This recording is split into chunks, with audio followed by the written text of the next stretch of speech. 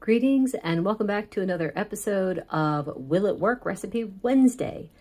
Today we are going to try and make a recipe that I was inspired to try because of Anti-Chef, who was actually inspired to try it because of Julia Child.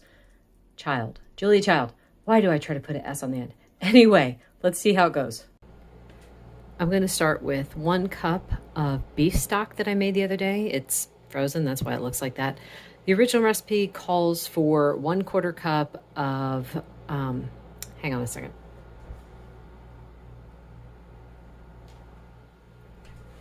One quarter cup of Madeira or dry white vermouth. I don't have either of those things on hand. I do have white cooking wine.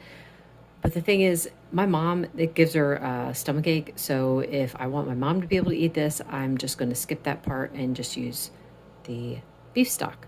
So I'm going to let this start to boil and and I'm going to reduce it down to about 1/3 cup, and then I'll show you what's next. I'm a terrible judge of how much is left. Like, I don't know. I think that looks like 1/3 cup. So, let's go ahead with the next step.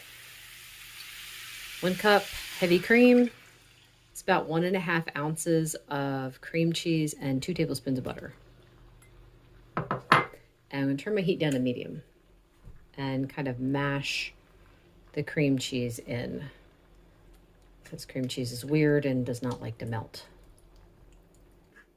She says let it simmer. Now, I don't know if anyone's going to try looking up the recipe or not. It's on page 352 of Julia Child's cookbook, the Mastering the Art of French Cooking. So she, of course, does not use cream cheese. She uses a bit of cornstarch.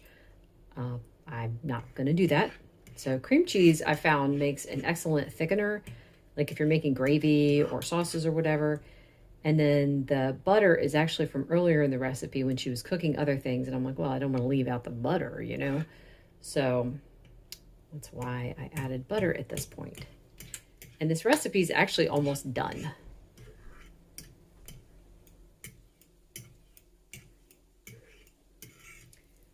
I'm just cooking this for like another minute, trying to make it a little bit thicker. I'm going to add in, this is 12 ounces of ground beef that I cooked just with some salt and pepper. Nothing special about it. I think I may have added a little bit of onion powder to it too, just because I knew I was going to use it for this. At least I thought I was going to. Julia Child's recipe calls for adding onions. I can't really do onions anymore, so hence a little bit of onion powder. I don't know. We'll see how that works with my system.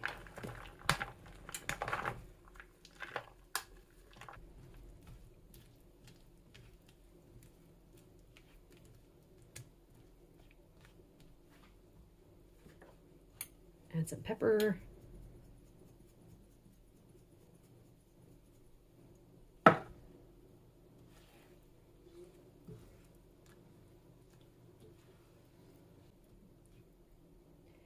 And now I'm just going to let it heat through. Once it comes up to a boil again, I'm going to turn it off. And that looks perfect. It's a very thin, soupy consistency, which is actually nice because it's cold out there today and I could go for some soup. So let's plate it up.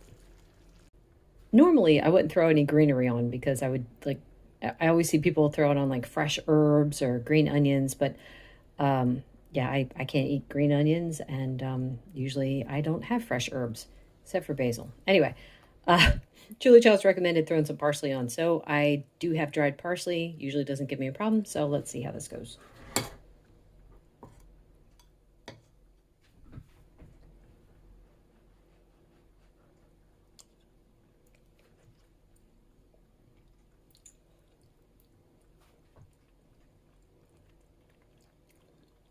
Oh, yummy.